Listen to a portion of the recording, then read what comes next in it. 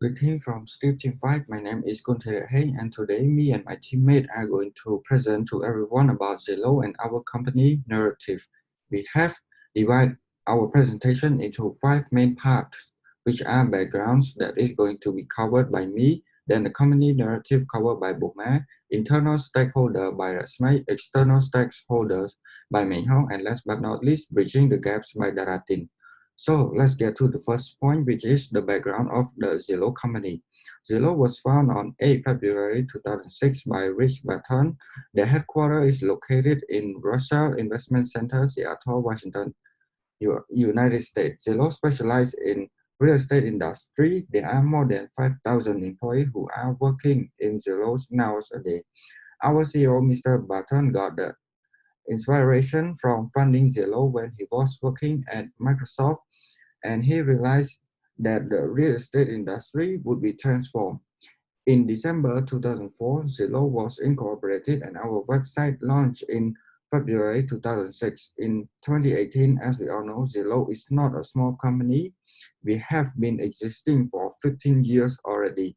We have few businesses that are running as Zillow Group subsidiaries, and they are Trulia, Street Easy, Hot Pets, Zillow Offers, Zillow Rentals, Zillow Premium Agent, Zillow Home Loans, and Zillow Closing Service. Our competitors include Opendoor, Redfin, OfferPads, and many others. Zillow is making rapid and significant progress toward building a seamless, integrated real estate experience for our customers and partners. Our company has seen rapid growth, and we have been gaining momentum in last few years. This graph shows our rapid increase in revenue from 2010 to 2020. We are growing not just bigger but better. Our total revenue for 2020 was $3.34 billion, which was 21.77% increase from 2019, while our 2020 gross profit was $1.58 billion, which was a 20.8% year-on-year growth. This is all for my part, and I would like to pass the next part to my teammate. Thank you. Thank you, Thiareak. I'm Diboma, and I will be continue with the company narrative part. Zillow main mission is to narrate the idea of unlocking life next chapter for their customer, and to do it through leaderships, innovations, and heart. While the company vision is to integrating technologies to create a truly seamless experience for our customer and help more people to move forward by changing the ways people make decisions about where to live. Meanwhile, the company main value is a guiding light to help drive how we work together and how we show up for our community, and shape what we aspire to be with solely the decision of the customer satisfaction.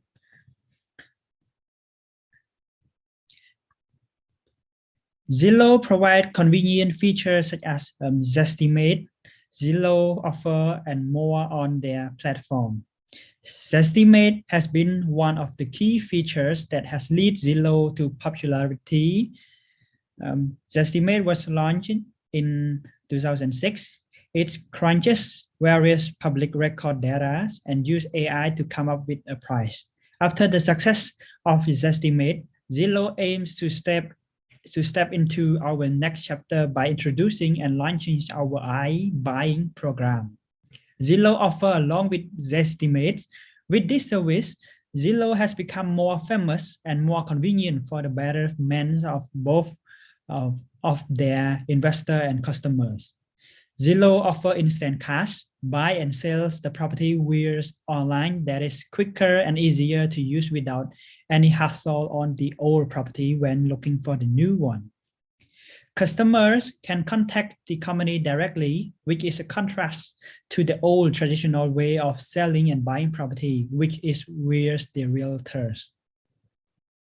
This transitional phase to Zillow next chapter is to give people the power to unlock life next chapter. The company focuses on empowering their customer on making their decision with the most trusted real estate company with the same transparency, reliability, and confidential information provided to the customer. Customer can rely on Zillow on finding their dream house, and Zillow will help them move to their life next chapter easily without having to worry about their old homes that has not been sold or taken care of. Thank you. I will pass the floor to my teammate.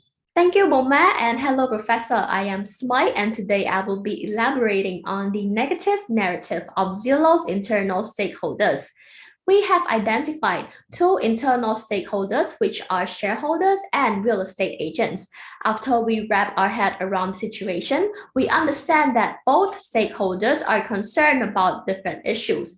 From the stakeholders' narrative, profitability is their main concern as the company just lost millions of dollars on the new approach.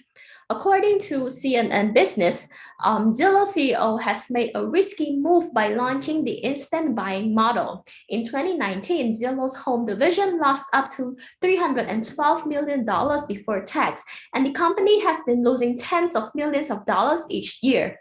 Moreover, according to CNBC, the company also takes a collateralized debt to purchase the homes, as it wants to have 300 to 1,000 houses for sale by the end of the year.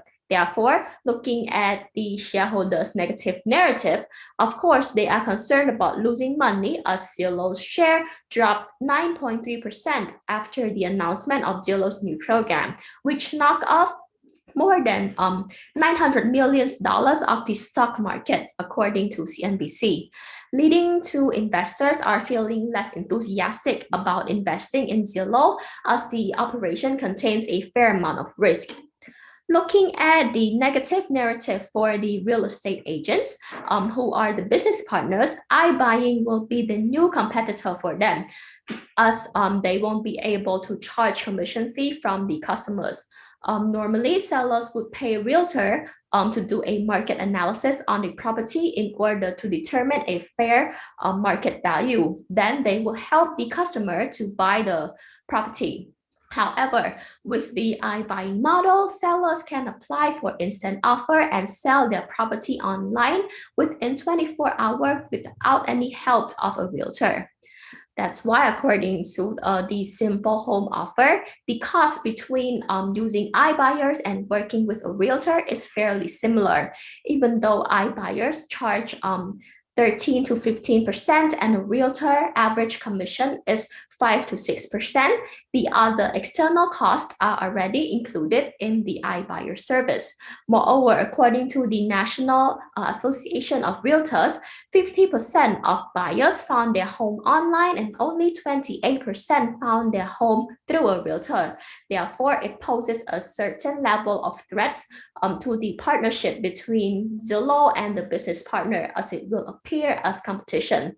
And now let's move on to the external stakeholders. Thank you, Smite. My name is Menghong, and I will be covering about our external stakeholders. Using the stakeholders analysis, I have identified customers and the general public and media as our external stakeholders because they have a big impact in the profitability and sustainability of our company. When trying to understand stakeholders, for customers, their demand and needs are to be able to conveniently sell their houses at a reasonable price. However, there are some negative narratives that has been surfacing about Zillow's iBuyer program. There is this negative narrative that house prices offered by Zillow are way lower than that of traditional selling. Some online blogs and reviews pages even claim that Zillow offer is simply not great for home sellers.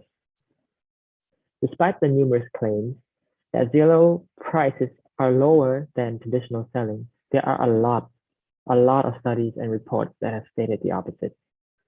According to our study conducted on the cost of Zillow offers versus a traditional sale in 2020, when we look at a sale of 6,300 homes, which the owners have rejected Zillow offers, on average, only about 0.09% was gained from selling traditionally, and that didn't count in the opportunity cost of not having to deal with the unnecessary troubles during the sale process. In addition, another study from Mike Delpreet, a scholar in residence on real estate technologies of the University of Colorado, has found that Zillow purchased homes for just over 1% less than the value of the home as determined by First American Financial Corp. Looking at the general public and media, what they want is a fair and sustainable real estate market. However, as you can see on the slide, there are some of the public and media that are trying to paint the picture that Zillow is the bad guy in the market, when in reality, that is not the case.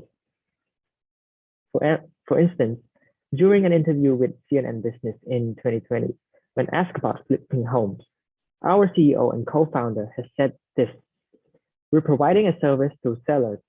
That is not what we're doing."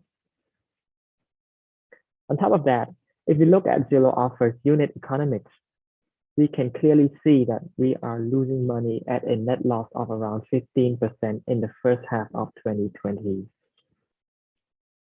And if we look at the recent gross profit margins, Zillow has the lowest margins when compared to our competitors like Opendoor or Offerpad. Now, after identifying and understanding our stakeholders and their issues, Ratin will continue the presentation on who should be prioritized first and how should we communicate with them in order to bridge the gap of their divergent narratives. Thank you all for a well-explained presentation. I will now talk about our last part of the presentation, which is bridging the gap. After identifying and understanding of our stakeholders, we now should prioritize our stakeholders by using this model called the salience model. I've identified the three most crucial stakeholders. So let's get into it. The first crucial and the most crucial one is the definitive, which are likely to be the general public. This stakeholder is the most crucial stakeholders among the others, who has all three traits, which are power, legitimacy, and urgency. Their concern of the market is not the market. Their concern of Zillow are the market manipulation and unfair price on selling customer home, and they have assumed that the company have big advantage on flipping houses. We plan to assure them by the safety of our customers' housing to give them a most likely at a market price. According to Zillow as well, they strive for a market price offer to their customers.